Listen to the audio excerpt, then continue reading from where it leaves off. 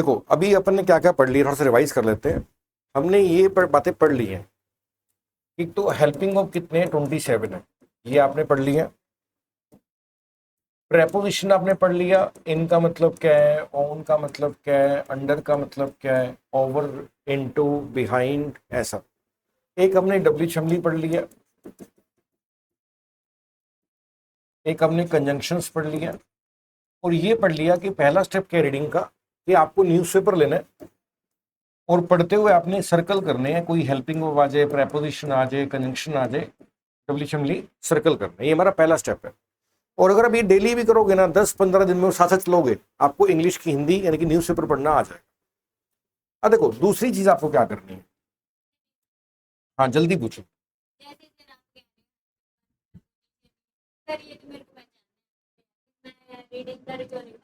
हाँ टाइम आपका बेस को सेट करना पड़ेगा, ठीक है ना, तो टाइम लगेगा थोड़ा सा।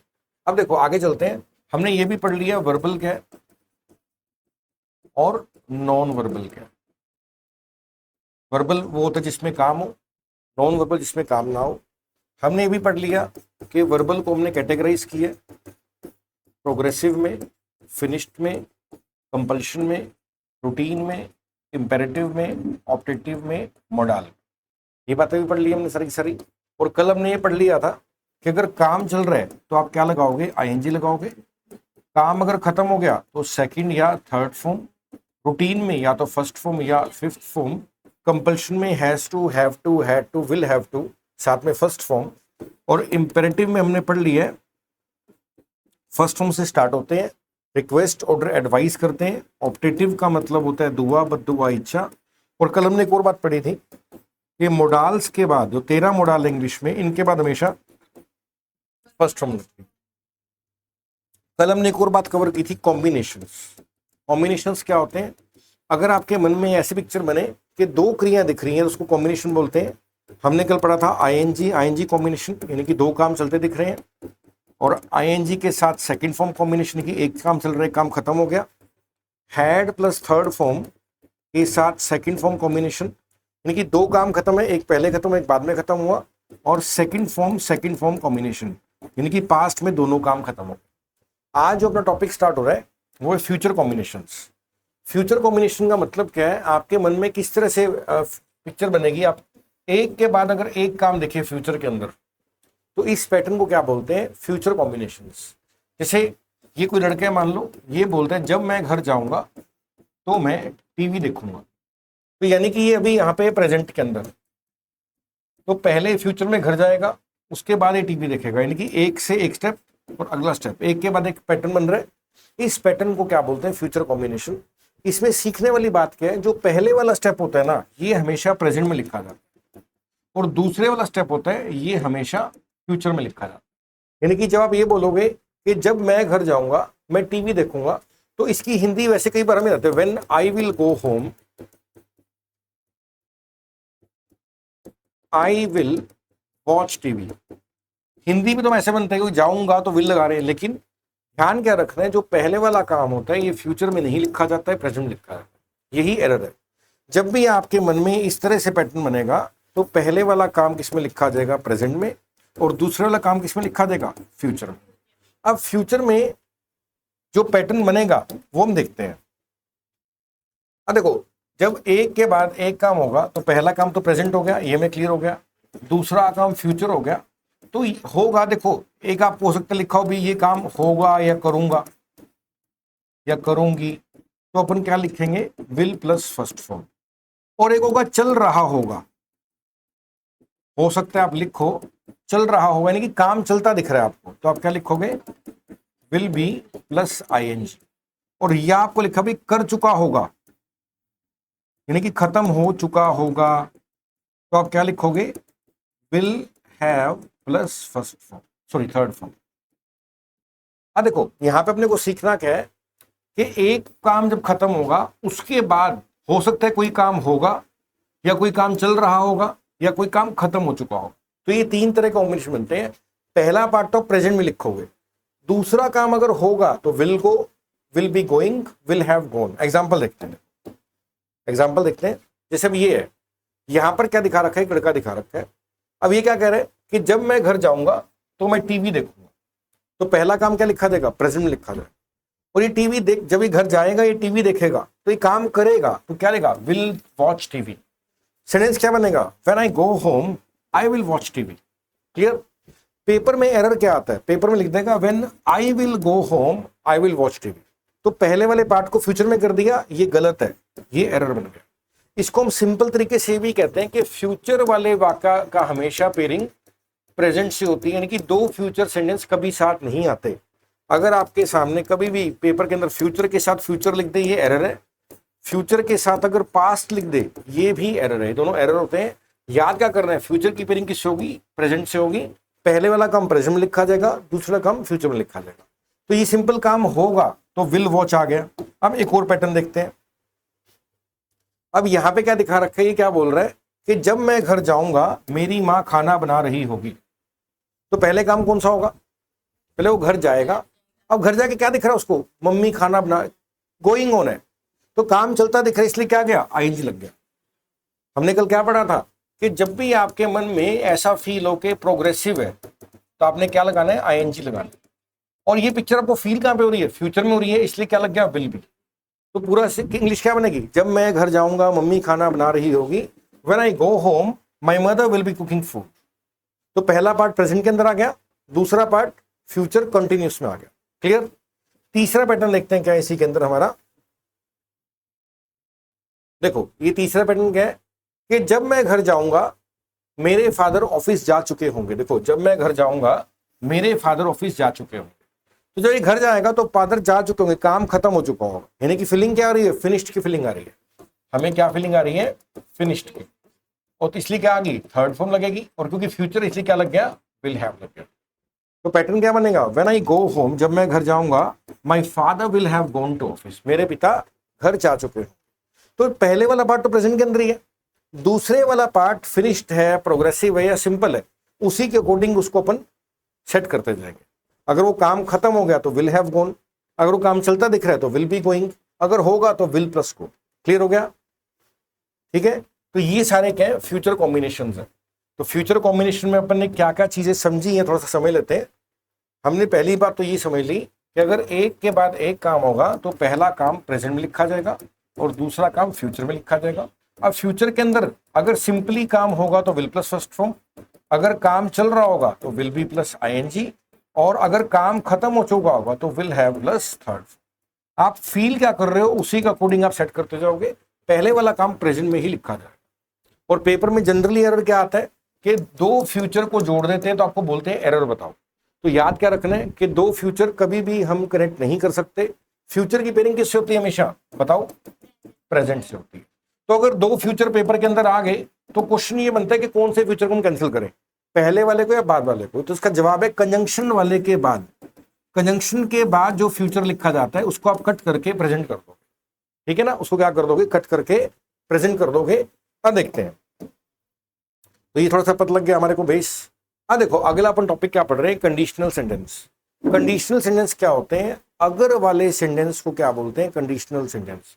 यानी कि हिंदी में आप अगर शब्द का इस्तेमाल करते हो, यानी कि इंग्लिश में इफ होता है, इनको क्या बोला जाता है, कंडीशनल सेंटेंस बोला जाता है। अगर हम मेहनत करेंगे तो नंबर आएंगे, अगर वो पढ़ लेता तो पास हो जाता, अगर मैं पैसा होगा तो मैं ऐश करूंगा। Like you can have an number of sentences, right. So अगर से अगर आपका सेंटेंस स्टार्ट होता है, इनको क्या बोलते हैं, कंडीशनल सेंटेंसेस बोलते हैं। क्या बोलते हैं, कंडीशनल सेंटेंसेस। तो यहाँ पे भी ये लिखा है, जिन सेंटेंस में कोई कंडीशन गिवन हो, यानी कि अगर गिवन हो, ऐसे सेंटेंस स्टार्ट हो तो कंडीशनल सेंस कहा जाता है। फॉर एग्जाम्पल, अगर राम मेहनत करेगा तो पास हो जाएगा। बताओ अगर आ रहा है कि नहीं आ रहा, यानी कि इंग्लिश में आ गया, इफ आ गया, तो ये क्या बन गया, कंडीशनल सेंटेंस बन गया। अगर वो मेरी बात मानता तो ये सकी कुछ नहीं है, तो मैं उसकी मदद कर देता। तो अगेन अगर आ गया तो क्या बन गया, कंडीशनल सेंटेंस। अब देखो कंडीशनल सेंटेंस इंग्लिश में 4 तरह के होते हैं, जो कि नीचे लिखे हुए हैं। अब देखो कौन कौन से होते हैं, क्या क्या नाम है इनके, देखते हैं। ये आपके 4 बन गए, zero conditional, first conditional, second conditional, third conditional, ठीक है ना। अभी अपन फोकस किस पे कर रहे हैं, सेकंड और थर्ड कंडीशन पे कर रहे हैं। अब देखो समझते हैं सेकंड और थर्ड को। इसके लिए चार्ट पढ़ना पड़ेगा आपको, ये चार्ट देखते हैं क्या है। ये आपका कंडीशनल सेंटेंस के चार्ट है। देखो, जीरो कंडीशनल है, फर्स्ट कंडीशनल है, सेकंड कंडीशनल है, थर्ड कंडीशनल है, 4 तरह कंडीशनल है। अभी हमें फोकस करना है सेकंड और थर्ड पे। तो लगेगा तो सभी में इफ, क्योंकि कंडीशनल है। देखो सभी में इफ आ रहा है, इफ इफ इफ इफ। अगर इफ के बाद सेकंड फॉर्म लिखी मिले, इसको क्या बोलते हैं, सेकंड कंडीशनल। और इफ के बाद अगर थर्ड फॉर्म लिखी मिले तो क्या बोलते हैं, थर्ड कंडीशनल। अब आपने एक फॉर्मूला याद करना है, इफ के बाद अगर सेकंड फॉर्म है तो कॉमा के बाद वुड शुड कुड माइट लिखा जाता है। ये आपको याद करना है। अगर इफ के बाद सेकंड फॉर्म लिखा मिले तो कॉमा के बाद क्या आएगा, would should could might. If के बाद अगर हैड प्लस थर्ड फॉर्म हो तो would have, should have, could have, might have. ये याद रखो। अब एक क्वेश्चन का जवाब दो, मोडाल के बाद हमेशा कौन सा फॉर्म लगता है, बताओ। फर्स्ट फॉर्म लगती है मोडाल के बाद। इसी तरह से अगर मोडाल के बाद हैव लिखा मिले तो इसको क्या बोलते हैं, इनकम्प्लीट मोडाल। और इनकम्प्लीट मोडाल के बाद हमेशा कौन सी फॉर्म लगती है, थर्ड फॉर्म लगती है। ये बात ध्यान रखना। अगर अकेला मोडाल है, विल है, वुड है, कैन है, कुड है, तो फर्स्ट फॉर्म लगेगी। और इनकम्प्लीट मोडाल है, इसके बाद क्या लगेगी, थर्ड फॉर्म लगती है। तो अगर मैं सेकंड कंडीशन की बात करूं, इसके बाद सेकंड फॉर्म है, आगे क्या है, वुड शुड कुड माइट। बताओ मोडाल है कि नहीं है, चारों।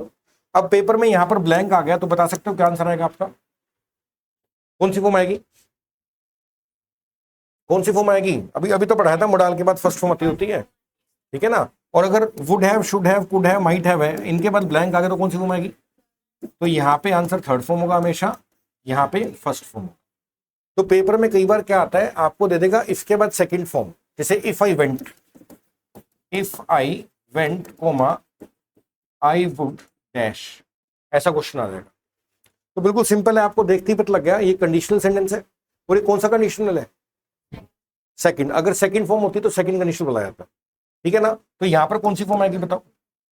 ये पेपर में सीधा क्वेश्चन आपको देखने को मिलते हैं। इफ के बाद मैं बोलता हूं I had gone I would have dash, बताओ कौन सा कंडीशनल है ये थर्ड कंडीशनल है। पहली बार तो कंडीशनल है, और कौन सा कंडीशनल है, थर्ड कंडीशनल है। वुड हैव के बाद कौन सी फॉर्म आएगी, थर्ड फॉर्म आएगी। सीधा पेपर में डायरेक्ट क्वेश्चन आ जाते हैं। दूसरा आपको क्वेश्चन क्या दे देगा, देखो इसी के अंदर पहले देखते हैं और क्या क्वेश्चन आ सकता है। पेपर में ऐसे दे देगा,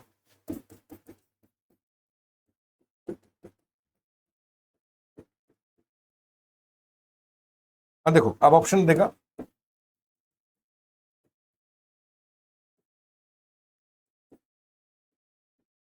बताओ क्या आंसर आना चाहिए आपका, सोच के बोलना।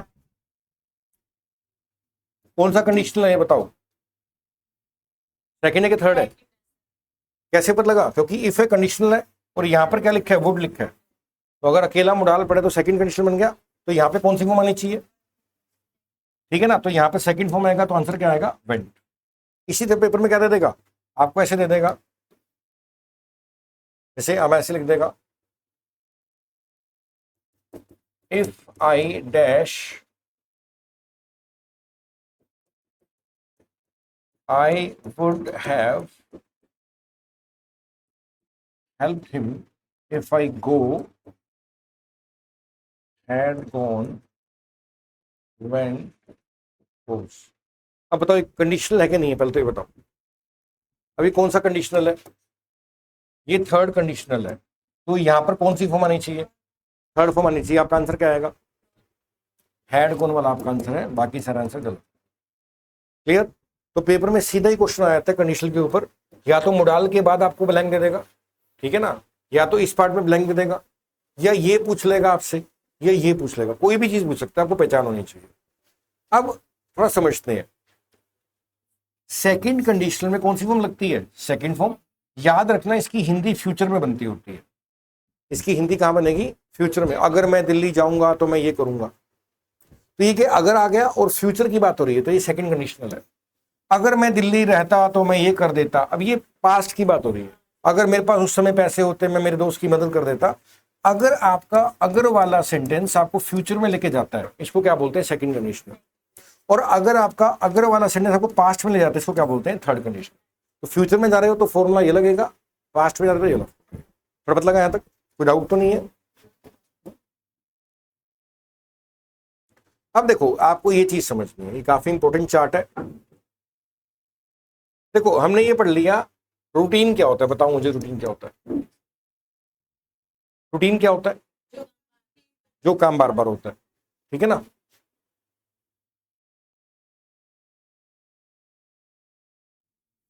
अब देखो इसके बाद अपने को पता क्या समझना है, देखो अपने ये पढ़ने तो रूटीन क्या होता है बताओ, जो काम रिपीट होता है। हमने कल पढ़ा था जो कोई काम अगर बार बार रिपीट होता है उसको क्या रूटीन बोलते हैं, या तो फर्स्ट फॉर्म लगेगी फिफ्थ फॉर्म लगेगी, पढ़ लिया है हमने। फिनिश्ड क्या होता है, जब कोई काम खत्म हो जिसको क्या बोलते हैं, फिनिश्ड बोलते हैं, या तो सेकंड फॉर्म लगती है या थर्ड फॉर्म लगती है। और हमने ये बात भी पढ़ ली थी सेकंड फॉर्म की खास बात क्या होती है, ये आपका मतलब कि ना super super super important point है, याद रखना कंपटीशन के हिसाब से।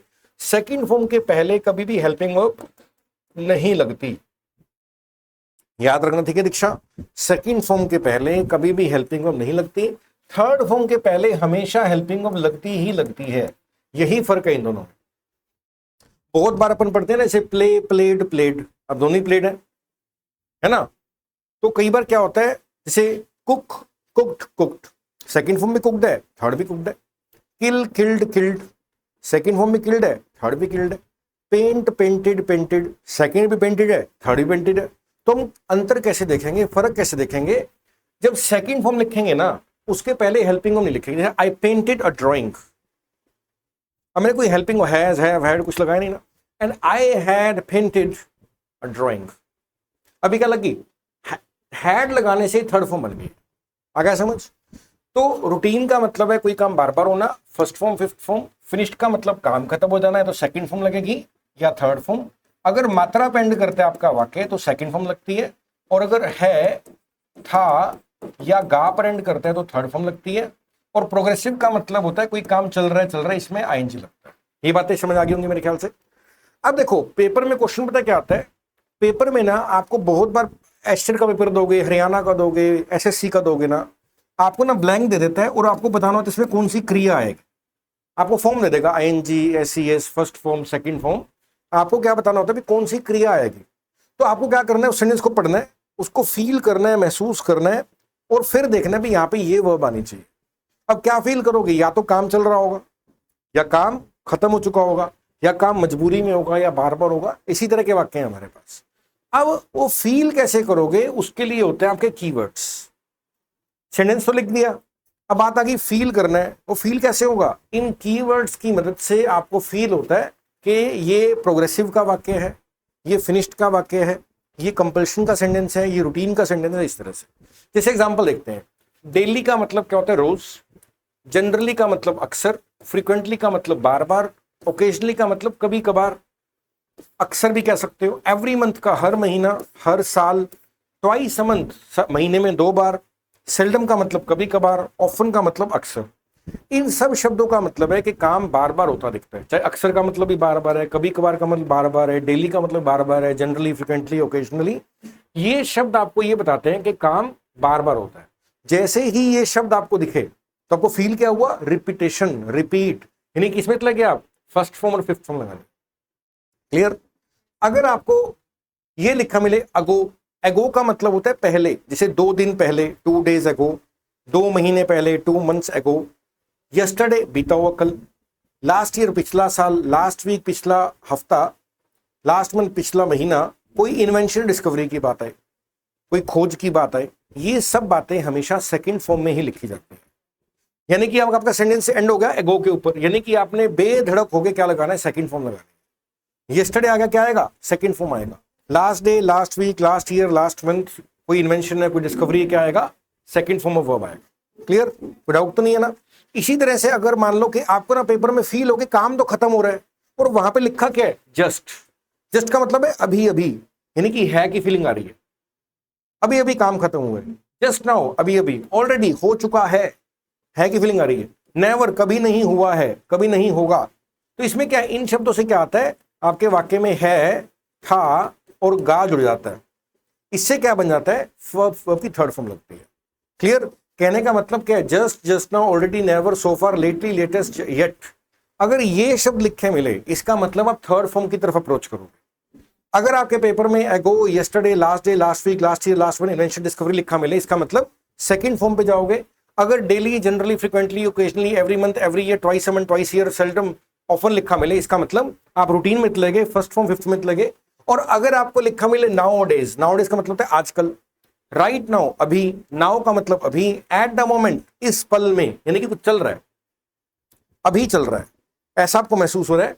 तो now days, right now, now, at the moment, at present, presently, today, these days, ये शब्द दिखते ही आपको क्या अनुभव होगा कि कुछ चल रहा है, यानी कि प्रोग्रेसिव में चलेंगे, यानी कि आपकी फॉर्म ऑफ वर्ब क्या बन जाएगी, आईएनजी। आगे समझ। तो पेपर में कई बार क्या आता है, हमारे पेपर में फिल इन द ब्लैंक्स आ जाते हैं जिसमें आपको क्रिया बतानी होती है।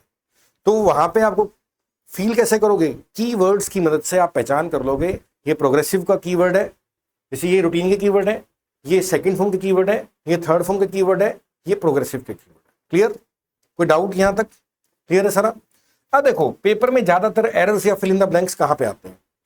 पेपर में ये आपका फेवरेट है, अगर आप ग्रुप डी का पेपर दोगे, एचएसएससी का पेपर दोगे, सीएचएसएल का पेपर दोगे, एमटीएस का पेपर दोगे, फेवरेट क्वेश्चन पेपर में दे देगा हैड प्लस थर्ड फॉर्म, आगे या पीछे ब्लैंक पड़ा होगा और पूछेगा यहाँ पे कौन सी क्रिया आएगी, आएगी आपकी सेकेंड फॉर्म, आपका आंसर होगा, और कोई आंसर नहीं पूरी इंग्लिश के अंदर। क्लियर? जैसे एग्जांपल देता हूं, हमने पढ़ा था ना कॉम्बिनेशन, ध्यान है कॉम्बिनेशन में क्या पढ़ा था, आईएनजी आईएनजी। बताओ आईएनजी आईएनजी कॉम्बिनेशन क्या होता है?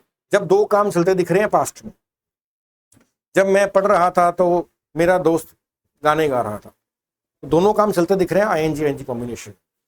आईएनजी सेकंड फॉर्म कॉम्बिनेशन क्या था, जब एक काम चल रहा था तो दूसरा खत्म हो गया। हैड प्लस थर्ड फॉर्म की कॉम्बिनेशन किससे बनता है, सेकंड फॉर्म। जब दो काम खत्म हो गए, एक पहले खत्म हुआ एक बाद में खत्म हुआ, इस कॉम्बिनेशन का बोलते हैं had plus third form combination. इसमें जो पहले काम खत्म हुआ इसको लिखते हैं हैड प्लस थर्ड फॉर्म, जो बाद में खत्म उसको क्या लिखते हैं, सेकंड फॉर्म कॉम्बिनेशन।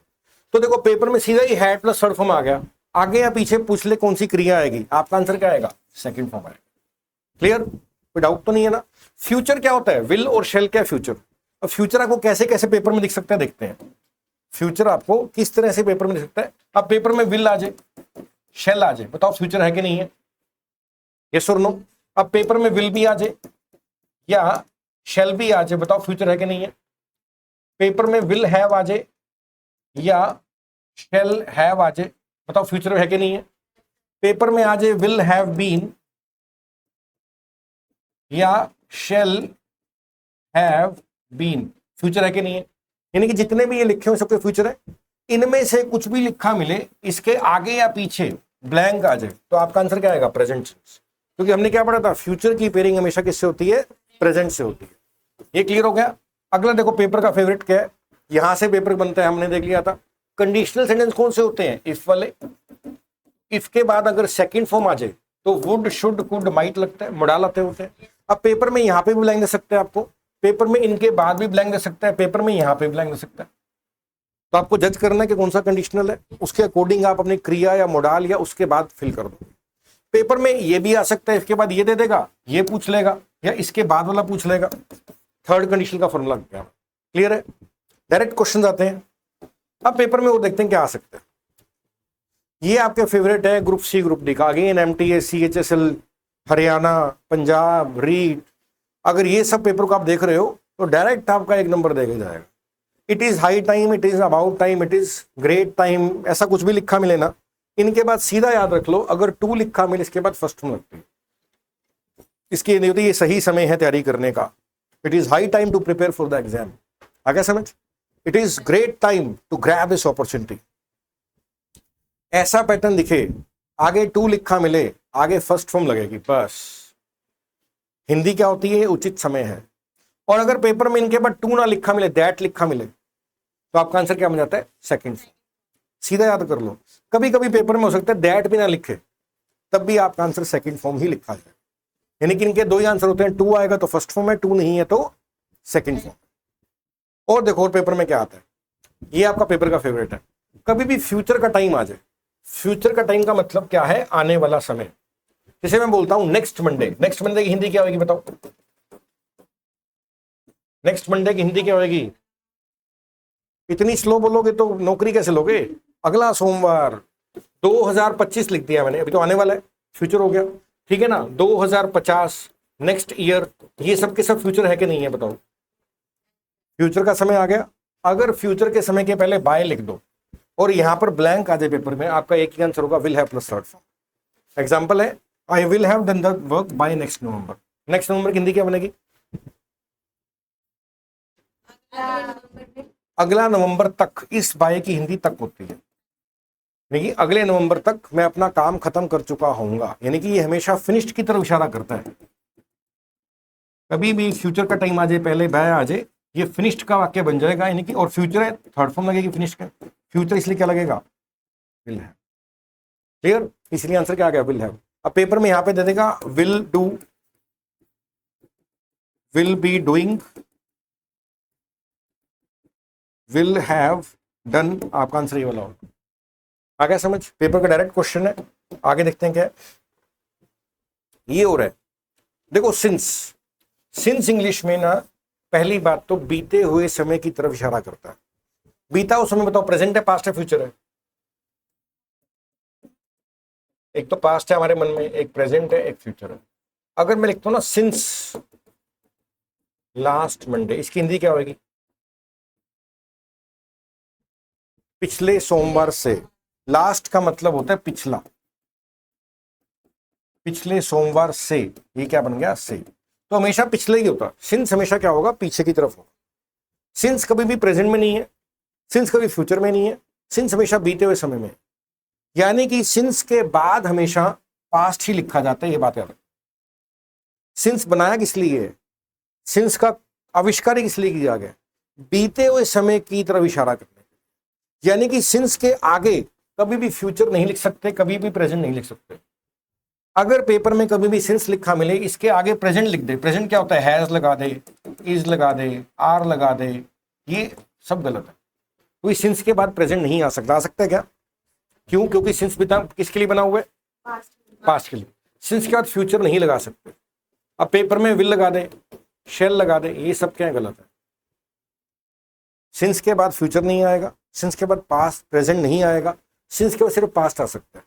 और अगर मैं क्रिया की स्पेसिफिक बात करूं, क्रिया के फॉर्म कितने होते हैं, 6। 6 में से सिर्फ सेकंड फॉर्म आ सकती है और कोई फॉर्म नहीं आ सकती। दो ही बात याद रखना, सिंस के बाद पास्ट आएगा और फॉर्म कौन सी आएगी, हमेशा सेकंड फॉर्म आएगी। इनके अलावा कुछ और लिखा मिले वो एरर है। और ये एक फॉर्मूला बन गया हमारा, ये एक बन गया फॉर्मूला। सिंस के बाद सेकंड फॉर्म और पीछे क्या आएगा, has a plus third form या has a been plus I. Clear, since के बाद क्या आएगा, सेकंड फॉर्म और पहले क्या आ जाएगा, has a third form, has a been I. Clear. अब देखो, ये भी छोड़ रहे हैं पॉइंट, थोड़ा सा एडवांस पढ़ेंगे तो अपन कवर करेंगे। ये एक लास्ट पॉइंट अपन कवर कर लेते हैं, ये वाला। देखो, ये भी आपका favourite fill in the blank या एरर आता है। ये 4 वर्ड पढ़ो, क्या लिखा है, that if whether W H M. पढ़ो इनको एक बारी, दैट डब्ल्यू एच एम। ये चारों शब्द कहां पे आते हैं, नरेशन में आते हैं। अगर आपने नरेशन टॉपिक पढ़ा है तो नरेशन में क्या आता है, डायरेक्ट स्पीच आती है। तो इसको खत्म करते हैं तो दैट लगाते हैं, इफ लगाते हैं, वेदर लगाते हैं, डब्ल्यू एच एम लगाते हैं। अगर आपने नरेशन नहीं पढ़ा तो कोई बात, इनको याद कर लो एक बार। इन 4 शब्दों को क्या बोलते हैं, गोल्डन वर्ड्स। क्या बोलते हैं, गोल्डन। कौन कौन से, if, that, W H M, whether. इनका एक सिंपल सा आपने ध्यान रखना है, गोल्डन वर्ड के अगर लेफ्ट साइड पे कभी पास्ट पढ़ा हो तो गोल्डन वर्ड के राइट साइड पे हमेशा पास्ट ही लिखा है। ये फॉर्मूला है।